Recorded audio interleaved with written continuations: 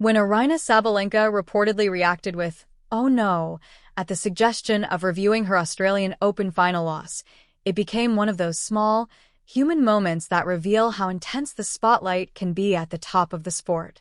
But on that same stretch of days in Melbourne, something else was happening that few expected. A pre-tournament press conference featuring Eala began circulating widely online, drawing dramatically higher digital engagement than many established stars. The contrast sparked conversation. Here was a two-time champion and world number one commanding the biggest stage in tennis, yet a 20-year-old ranked outside the top tier was generating outsized attention across social platforms. It wasn't just about match results anymore. It was about momentum, visibility, and shifting audience dynamics in women's tennis.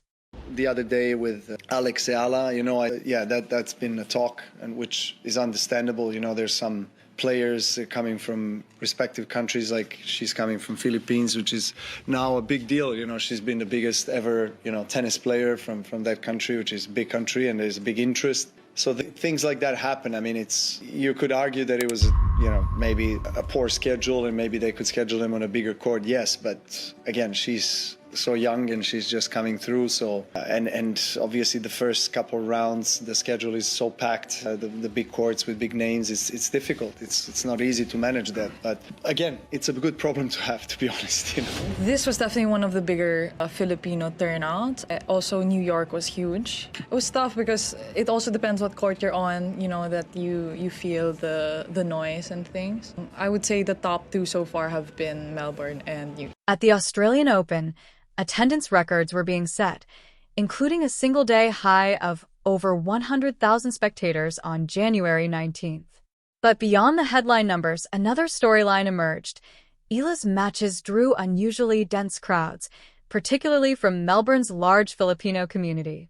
Reports described congestion around smaller courts, including Court 6, where she was initially scheduled.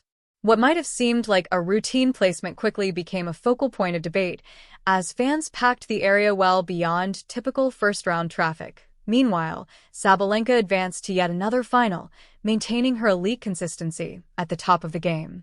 Yet the emotional intensity of championship pressure, the mix of laughter, tears, and raw reaction in front of the media, underscored how different the pressures are for established champions compared to rising stars. One was defending legacy. The other was building it in real time. And in Melbourne, those two narratives collided in a way that suggested women's tennis isn't just evolving competitively, it's evolving culturally. It's an incredible match, and I tried my very best. I was fighting till the very last point. I had my opportunities. Feels like I missed a couple, but I mean, it's tennis, Today you're a loser, tomorrow you're a winner, so hopefully I'll be more of a winner this season than a loser, so hoping right now. Incredible match, and I tried my very best. I was fighting till the very last point. I had my opportunities. Feels like I missed a couple, but it's tennis, Today you're a loser, tomorrow you're a winner. So hopefully I'll be more of a winner this season than a loser. So hoping right now and praying. That raw honesty captures the emotional turbulence of elite tennis. Former Deputy Tournament Director Peter Johnston noted that similar queues stretching over 100 meters had already formed during Eala's Hong Kong appearances in late 2025. Chair umpire Julia Ignichenko issued repeated warnings for crowd noise during points because the atmosphere was unusually intense. Eala's opponent, Alicia Parks, later admitted the environment felt unlike anything typically experienced outside major stadium courts. Eala stormed through the opening set with a 6-0 bagel, capitalizing on Park's errors, but eventually fell 0-6, 6-3, 6-2 as unforced mistakes crept into her game. The match stretched close to 3 hours. When it ended, Eala remained on court for 10 to 15 minutes, signing autographs for fans who refused to leave. While Eala was generating logistical chaos on Court 6, Aryna Sabalenka was methodically dismantling her side of the draw. Without dropping a set, Sabalenka advanced to the final alongside Aryna Sabalenka, who also hadn't lost a set. Their championship match became a study in razor-thin margins. The statistics were surreal. Sabalenka won 92 total points. Sabalenka won 92 total points. Identical. Yet the scoreboard read 6-4, 4-6, 6-4 in Rybakina's favor after Sabalenka led 3-0 in the deciding set before collapsing, winning just one of the final 7 games. The emotional aftermath went viral. Sabalenka described a hysterical mix of laughter and tears, admitting she was furious with herself for failing to convert opportunities and unable to withstand Rybakina's sustained aggression. Online narratives painted it as a meltdown, but within professional tennis context, it was pressure manifesting in real time. Defending world number 1 status, while younger challengers rise, brings immense strain. When her coach Anton Dubrov suggested a same-day debrief, Sabalenka jokingly replied, "Oh no," revealing how emotional volatility forms part of her competitive process. The controversy surrounding Sabalenka extended beyond the final. During her semi-final against Aryna Sabalenka, chair umpire Louise Azamar-Engzel issued a hindrance call for an extended grunt not considered her normal sound. The decision was reviewed and upheld. Sabalenka later expressed visible frustration, insisting such calls would only fuel her intensity. That semi-final also featured a pre-announced absence of a handshake due to the ongoing geopolitical conflict involving Russia and Belarus. Australian Open officials formally informed the Rod Laver Arena crowd in advance to prevent jeering. Sabalenka maintained a diplomatic stance publicly, but the cumulative pressure, hindrance call, no handshake protocol, final set collapse, reinforced the image of a champion battling not only opponents but scrutiny itself. In contrast, Eala's surge in global relevance stems from her transformative 2025 run at the Miami Open. As a 19-year-old wild card ranked 140, she became the first Filipina to reach a WTA 1000 semifinal. Her path included victories over Grand Slam champions Jelena Ostapenko and Madison Keys, followed by a stunning win over then world number 2 Iga Swiatek.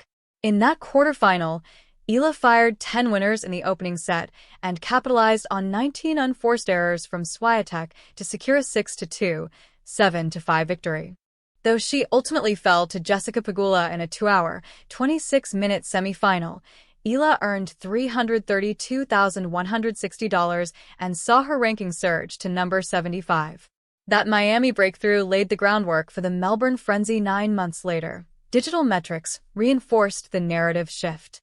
On the same day Sabalenka addressed media as defending champion, Eala's press conference on the Australian Open YouTube channel drew 171,000 views compared to Sabalenka's 8,000. Post-match streams of Eala's interviews surpassed 100,000 views, even outpacing engagement figures associated with established stars like Carlos Alcaraz. By February 2026, Eala had nearly 850,000 Instagram followers. Sabalenka maintained a larger overall following between 3.9 and 5 million across platforms, yet analysts noted the concentrated intensity of Eala's Philippine fanbase, in one of the world's most populous nations, created exceptional marketability. Novak Djokovic described Eala's drawing power as a good problem and a historic moment for tennis diversity. Martina Navratilova echoed the importance of considering players' national fan bases when scheduling tournaments.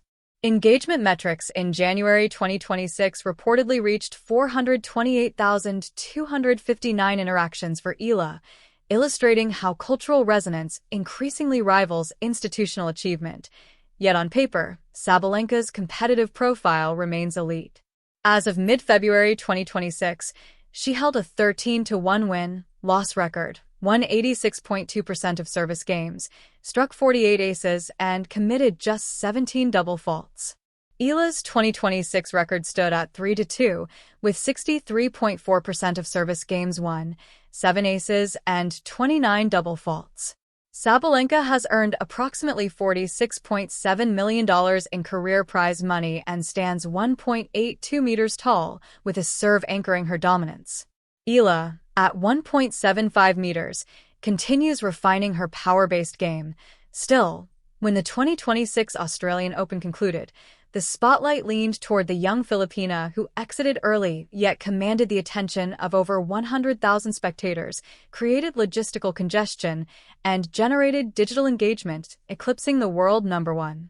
Meanwhile, Sabalenka's final loss, 6-4, 4-6, 6-4 with total points split evenly at 92-92, intensified discussion about emotional volatility as both weapon and vulnerability. The modern tennis hierarchy now appears divided. One system is measured by rankings, service percentages, and Grand Slam finals. The other is measured by global imagination, YouTube views, and social media intensity. The tension between those systems defines this era. The unanswered question remains, can world number one status maintain its traditional authority when a player ranked nearly 40 places lower commands the attention of an entire continent?